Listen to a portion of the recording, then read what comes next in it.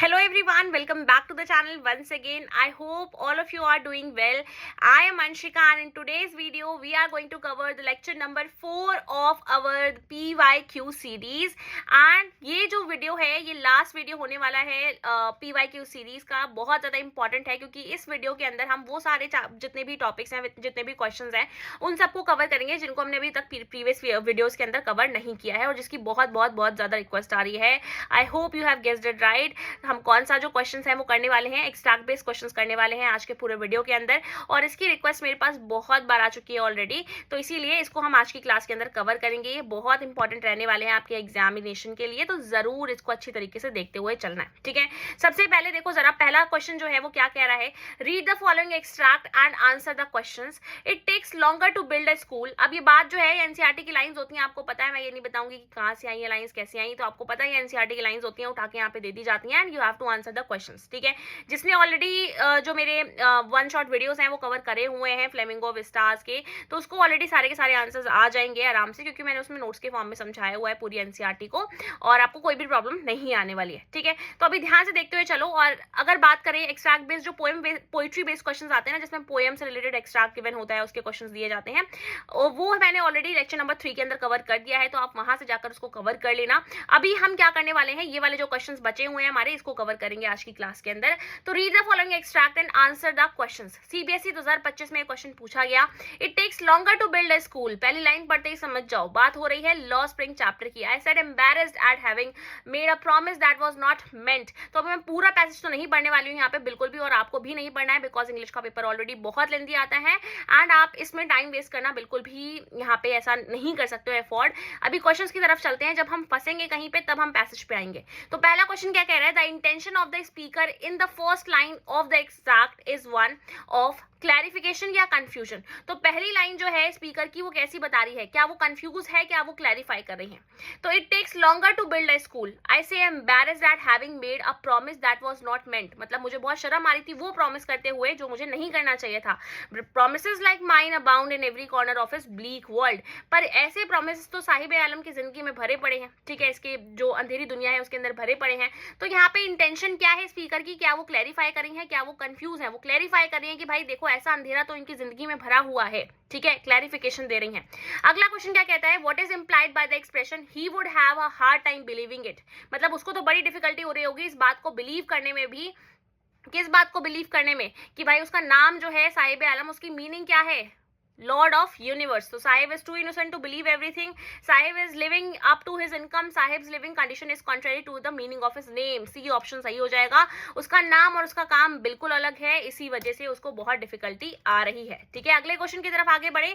Promises like mine abound in every corner of his bleak world. मतलब मेरे जैसे झूठे सपने हैं तो उससे बहुत सारे लोग करके जाते होंगे, उसकी दुनिया ही इनसे भरी पड़ी होगी. ये जो स्टेटमेंट है ये क्या रिवील करती है, दैट द फैक्ट, क्या फैक्ट है, the fact that people like Saheb are dash by such promises.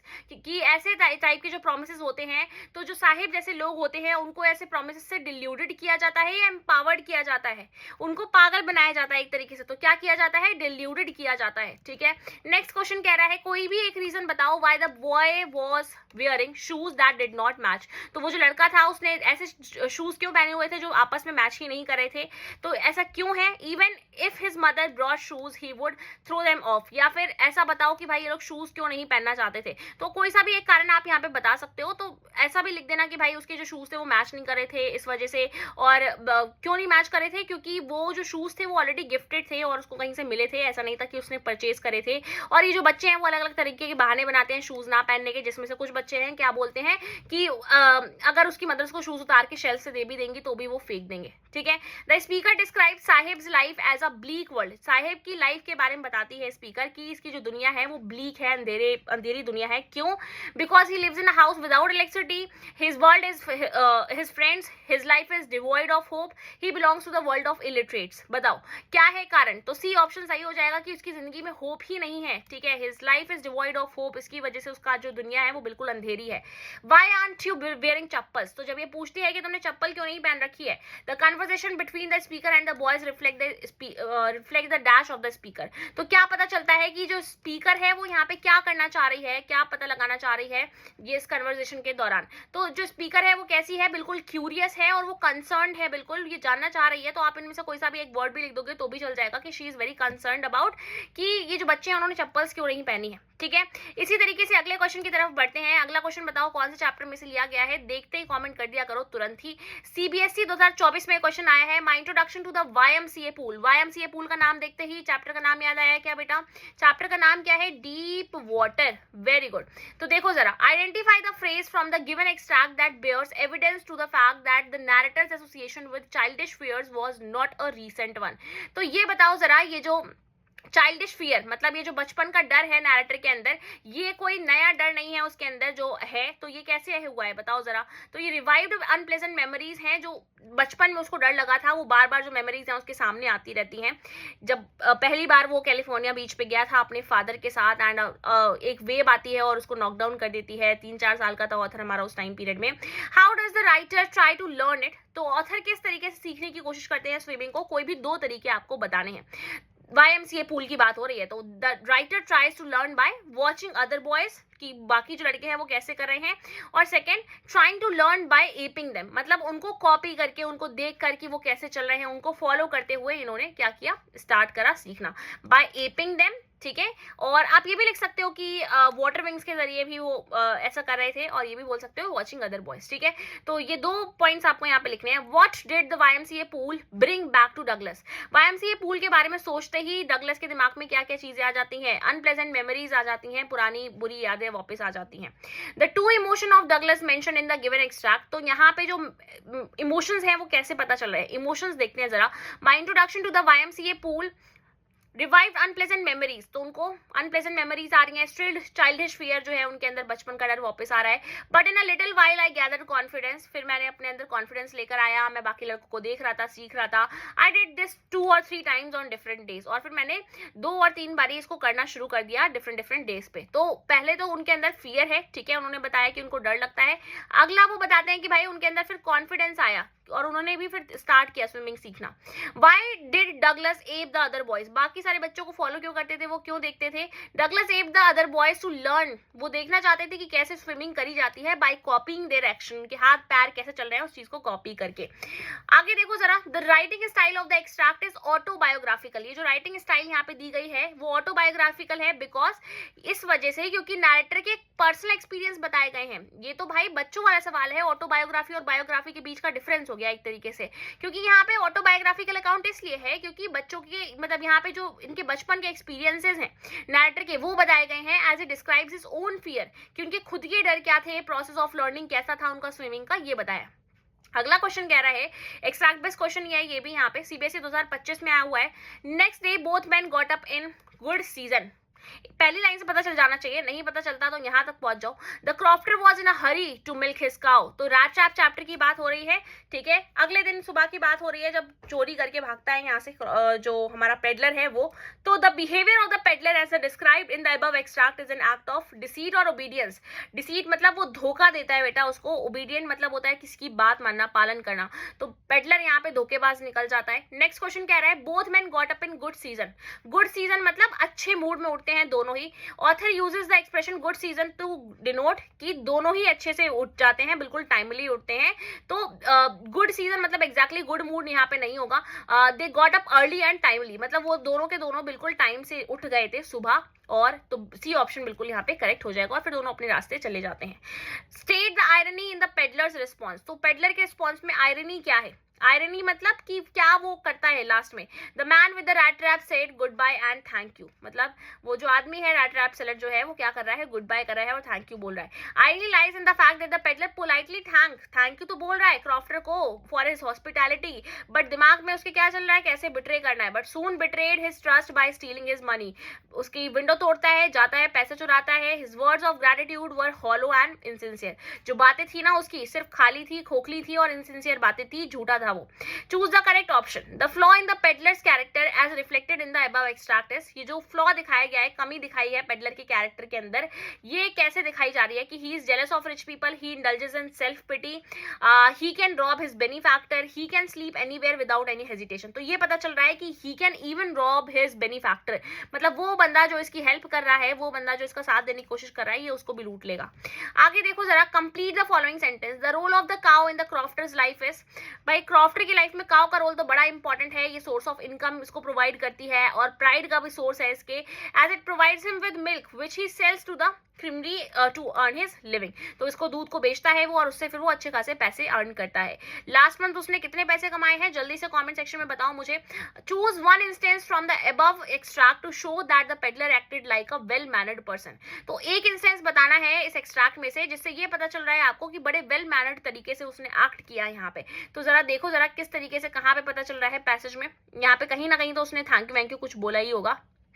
Okay, the man with the rat trap said thank you. तो ये लाइन कॉपी करके पेस्ट कर दो यहाँ पे, ठीक है। The peddler acted like a well behaved well mannered person when he politely said goodbye and thank you before leaving the crofters cottage. जाने से पहले थैंक यू बोल के जा रहा है, फिर क्योंकि उसको आना है ना चोरी करने वापस। अगला क्वेश्चन देखो, सीबीएसई सैंपल क्वेश्चन पेपर 2026 में ही पूछा गया है। She thinks money grows on trees, doesn't she dad. तो कौन बोल रहा है ये, किसके बारे में बात हो रही है? तो जो छोटा भाई है डेरेक, किसका, सोफी का, वो ये चीज बोल रहा है यहाँ पे कि सोफी को तो ऐसा लगता है कि पैसे पेड़ पे उगते हैं, ठीक है। तो जब सोफी घर में एंटर कर चुकी है तो बातचीत जो हो रही है और यहाँ का एनवायरनमेंट कैसा है वो सब बताया गया है इस पैसेज के अंदर।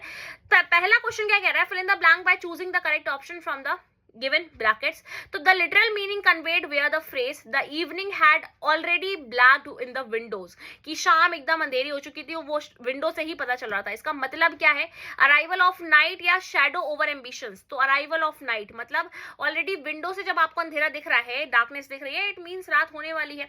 What was mother most likely thinking when she side. तो जब वो एकदम ऐसे एक जगह पे देख रही हैं ध्यान से, तो वो क्या सोच रही हैं ये बताना है मदर उनकी। Life would have been different if money did grow on trees. तो मतलब जब इस फ्रेज की बात होती है ना कि जिंदगी अलग ही होती बिल्कुल अगर सच में जो पैसे हैं वो पेड़ पे उगते। तो क्या पता चल रहा है इससे, आपको बताओ जरा, क्या उनके दिमाग में चल रहा है, कौन सा यहाँ पे सही हो सकता है। Okay, so we have 5 options here. यहाँ से स्टार्ट करते हैं इसको, 1 2 3 4 एंड 5, ये 5 हैं यहाँ पे, और देखते हैं जरा कौन कौन सही होंगे। Life would have been better if money did grows on trees. तो बिल्कुल सही बात है ये कि अगर जिंदगी अच्छी होती सच में अगर पैसे पेड़ पे उगते तो, because they are very poor, like middle class people हैं वो लोग। तो 1 ऑप्शन तो बिल्कुल करेक्ट हो जाएगा। नेक्स्ट क्या कह रहा है, I wish he would stop troubling my dear Sophie. तो क्या मदर ऐसे सोच रही है, कुछ नहीं। We can only wish we have never had enough anyway, मतलब हम सिर्फ सोच सकते हैं इस बारे में बट हमारे पास कभी इतने पैसे थे ही नहीं। तो सही बात है, 3rd ऑप्शन ठीक है। I am too tired to respond to such comments any more, मतलब वो सोच रही है अरे यार मैं थक गई, उनकी बातों पे क्या ध्यान दूं, नहीं ऐसा कुछ नहीं है। अवर स्ट्रगल्स विल नेवर एंड, तो वो सोच रहे हैं कि हमारी जिंदगी में से ये स्ट्रगल कभी भी खत्म नहीं होने वाले हैं। No matter what Sophie dreams of, की सोफी क्या सोच रही है इससे फर्क नहीं पड़ता है।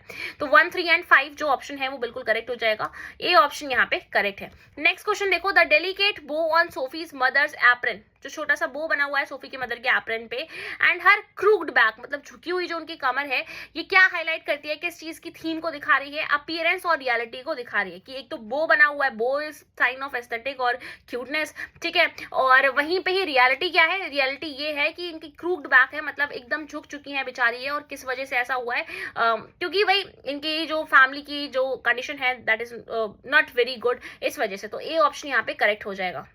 The line from the extract that correctly captures Sophie's emotional response to the contrast between her dreams and the limitations of her current circumstances is, तो ये जो लाइफ में इनके कॉन्ट्रास्ट दिखाया गया ना लिमिटेशन और करंट सर्कमस्टांसेस के बीच में, तो Sophie felt a tightening in her throat, उसको ये सारी चीजें सोच करना एकदम ऐसा लगता है गले में कुछ चुभ रहा है, उसको बहुत बुरा फील हो रहा होता है। तो यहाँ पे बोला गया है कि लाइन आपको बतानी है एक्सट्रैक्ट के अंदर से सेम, तो इसीलिए यहाँ पे ये लाइन कॉपी पेस्ट हमने कर दी। What does the writer emphasize by associating the term cluttered and heavy breathing, इससे मतलब क्या है राइटर का यहाँ पे, the writer highlights the suffocating oppressive atmosphere, कि घर का जो एटमॉस्फेयर है वो कैसा है, बिल्कुल cramped household reflecting the family's poverty and lack of space for Sophie's dream, और सोफी के सपनों के लिए तो यहाँ पे कोई जगह है ही नहीं, बिकॉज उनकी जो सिचुएशन है वो बहुत डिफरेंट है, सोफी के सपनों से तो बहुत ही अलग है। अब आपको मुझे ये बताना है, जैसे ही सोफी घर के अंदर एंटर करती है तो उसके जो फादर है वो बहुत ज्यादा थके हुए हैं और वो क्या खा रहे हैं बैठकर, उस चीज का नाम नाम बताना है आपको मुझे कमेंट के अंदर। How does the setting of the room contribute to the mood of the extract. तो ये जो सेटिंग है रूम के अंदर, ये किस चीज के बारे में यहाँ पे एक्सट्रैक्ट में बता रही है। स्टीमी, क्लटर्ड और डिमली लाइट रूम है ये बिल्कुल, और जिससे कि कन्फाइनमेंट और स्ट्रगल देखने को मिल रहा है और कॉन्ट्रास्ट कर रहा है ये बिल्कुल सोफी की डिजायर से, उसका जो उसके जो सपने हैं उससे बिल्कुल अलग है उसकी रियलिटी। ठीक है, अगला क्वेश्चन यहाँ पे कौन से चैप्टर से आया है? एट मिडनाइट 2025 में ही पूछा गया है, लास्ट ईयर ही आया है। At midnight when the town slept in peace the Dewan and his aged wife drag the tiger to the car and shove into the seat. तो बताओ कब की बात हो रही, किसके बारे में बात हो रही है? सबसे पहले चैप्टर है द टाइगर किंग, और जब आखिरी जो टाइगर बचा हुआ है उसको मारने की कोशिश करी जा रही है, तो वो पूरा प्रोसेस यहाँ पे इसके अंदर बताया है। तो पहला जो क्वेश्चन है वो क्या कह रहा है यहाँ पे? How did the Dewan manage to take the tiger to the forest. तो कैसे लेकर जाते हैं उसको फॉरेस्ट तक? ये लोग लेकर जाते हैं उसको, Dewan push the tiger into the car में पुश करता है और उसको फिर ड्रोव टू द फॉरेस्ट, गाड़ी चला के लेके जाता है जंगल में। Choose the correct option. The attitude of the Dewan in the extract can be described as negligent and reluctant, meek and survive। तो यहाँ पे ये जो दीवान है वो कैसा है? वो क्या नेग्लिजेंट और रिलेक्टेंट है कि भाई छोड़ो जाने दो, मुझे क्या करना महाराजा से और मुझे क्या करना इस 100 टाइगर से, या फिर वो मीक और सर्वाइल है, वो सोच रहा है कि नहीं भाई करना चाहिए मुझे ऐसा, तभी जाके सारी प्रॉब्लम जो है वो सॉल्व होगी। तो मीक और सर्वाइल यहाँ पे हो जाएगा। नेक्स्ट क्वेश्चन देखो, सिलेक्ट वन स्टेटमेंट और expression from the extract that reflects the humorous writing style of author. Author की जो मजाकिया राइटिंग स्टाइल है ना, इसका पता लगाना है आपको, तो वो लाइन आपको एक्जैक्टली एक्सट्रैक्ट में से उठानी है। तो ये लाइन क्या है? द टाइगर लॉन्च सत्याग्रह, मतलब टाइगर ने सत्याग्रह कर दिया। क्या ऐसा पॉसिबल है टाइगर सत्याग्रह कर सके? And refuse to get out of the car, और कार से बाहर आने से ही मना कर दिया। अब इस वजह से क्योंकि वो टाइगर बहुत इल था तो उसको बाहर निकालना बड़ा मुश्किल था, तो ह्यूमरस वे में यहाँ पे राइटर ने ऐसा लिखा है। State one reason for the boundless joy of the Maharaja. तो महाराजा इतना ज्यादा खुश क्यों थे? क्योंकि वो finally he was able to shoot the 100 tiger, और वो हमेशा से इस डिजायर को फुलफिल करना चाहते थे और अपनी पावर को दिखाना चाहते थे। ठीक है, अगला क्वेश्चन पूछा गया, the rapid increase in human population has left us battling with other species for limited resources।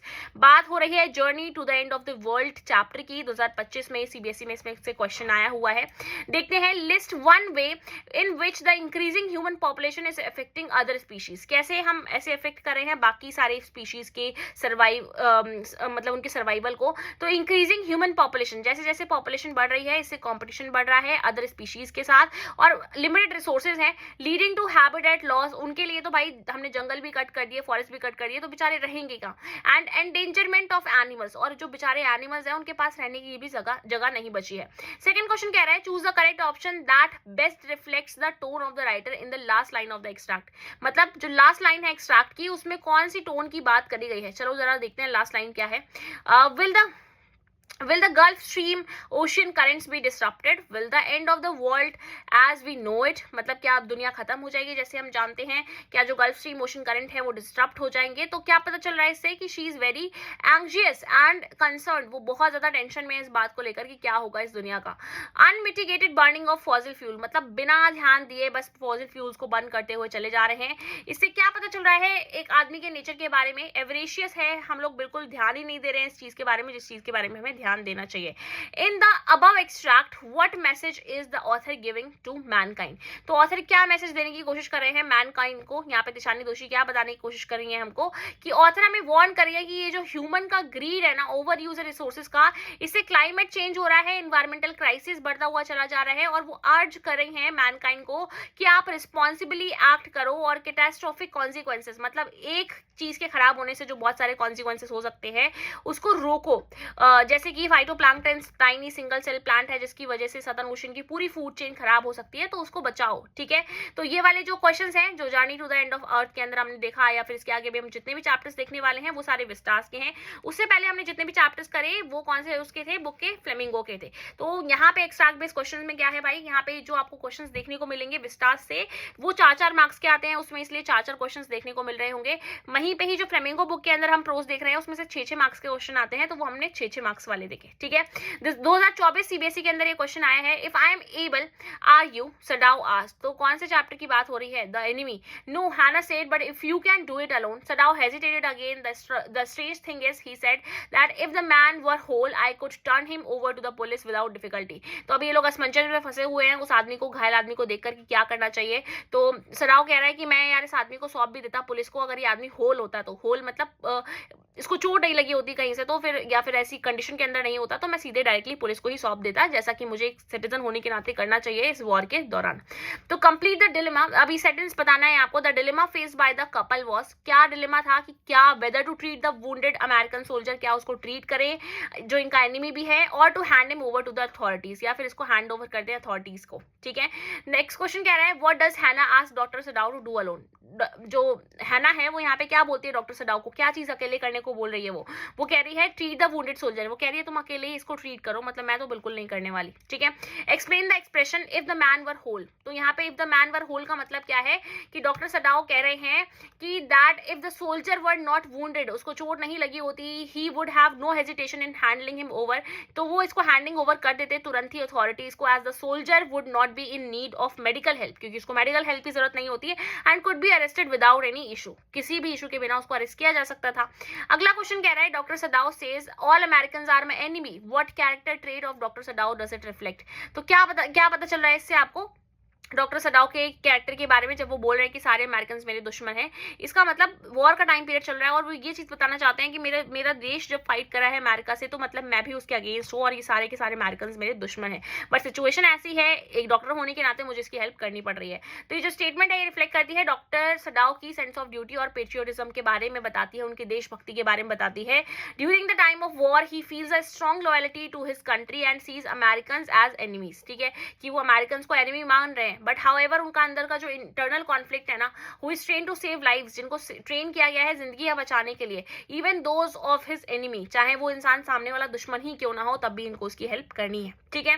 अगला क्वेश्चन कौन से चैप्टर से है? सीबीएसई 2024 में आया हुआ है ये क्वेश्चन, तो कौन सा चैप्टर है? I did not open my mouth to answer, मतलब मैंने अपना मुंह ही नहीं खोला कुछ आंसर करने के लिए। Then the steps were quickened and the voices became excited, the sound came nearer and nearer. तो बात हो रही है कौन से चैप्टर की? मेमोरीज ऑफ चाइल्डहुड, पहला वाला जो पार्ट है उसकी बात हो रही है, जिसमें cutting off my long hair जिसका नाम है बेसिकली, तो जिद कला सा के द्वारा लिखा गया। Select the appropriate option, dash sounds came near and near, कैसा साउंड जो था वो जब पास में आ रहा था, तो इससे क्या हो रहा है? तो सस्पेंस और एंग्जाइटी रीडर्स के बीच में क्रिएट हो रही है। Complete the following sentence, in spite of my self suggest that the speaker was, in spite of my self क्या सजेस्ट कर रहा है? रेजिस्टिंग, मतलब मना करते रही वो, बट अल्टीमेटली हेल्पलेस थी, लास्ट में कट ही कर दिए जाते हैं उनके hair. What do you infer from the first line of the extract, पहली लाइन से जब हमने पढ़ा एक्सट्रैक्ट की तो उससे क्या पता चला? She did not want to get caught, वो पकड़ा ही नहीं जाना चाहती थी। देखो लिखा है ना, I did not open my mouth to answer, मैंने मुंह ही नहीं खोला आंसर करने के लिए। देन द स्टेप्स, ताकि आवाज ही ना निकले मेरी, पर आवाज आने लग गई पैरों की। State whether the statement given below is true और फॉल्स, तो स्टेटमेंट को पढ़ना है और ट्रू है या फॉल्स है ये बताना है। The speaker hood winged the people looking for her, तो जो स्पीकर थी वो क्या मतलब कोशिश कर रही थी कि भाई आए और ये लोग देख लें उसको, जो लोग इसको ढूंढ रहे हैं? नहीं, ये गलत है, बल्कि वो तो छुपने की कोशिश कर रही थी, ठीक है, तो फॉल्स हो जाएगा। इसी के साथ जितने भी इंपॉर्टेंट एक्सट्रैक्ट बेस्ड क्वेश्चंस थे वो सारे के सारे मैंने इस वीडियो के अंदर कवर करवा दिए हैं, जो लास्ट रिसेंट ईयर्स में पूछे गए, मतलब 2025 में, एंड सीबीएसई के सैंपल क्वेश्चन 2026 के पेपर में पूछे गए, उन सबको मैंने कवर करा दिया है। और अभी भी आपके पास टाइम है कि आप ये जो 149 वाली बुक है, the previous year question book, इसको आप परचेज कर सकते हैं। इसमें से इस टाइप के बहुत सारे क्वेश्चंस 2023, 2024, 2025 एंड डिफरेंट सेट्स के जो क्वेश्चन है विद आंसर्स प्रोवाइड किए गए हैं हर एक चैप्टर के लिए, हर एक टॉपिक के लिए, चाहे वो राइटिंग सेक्शन हो, रीडिंग सेक्शन हो, तो वहां से आप जरूर कवर करें। ये बुक बहुत ज्यादा इंपॉर्टेंट है और उसके लिए आप मुझे टेलीग्राम पे मैसेज कर सकते हैं। अगर आपको इसका पीडीएफ चाहिए जो अभी हमने कंप्लीट किया ये पूरा का पूरा पार्ट, तो आप मुझे टेलीग्राम चैनल पे ज्वाइन कर सकते हैं, वहां पे आपको इसका पीडीएफ मिल जाएगा, ठीक है। Bye bye, have a nice day, thank you so much for watching this video, मिलते हैं नेक्स्ट वीडियो के अंदर।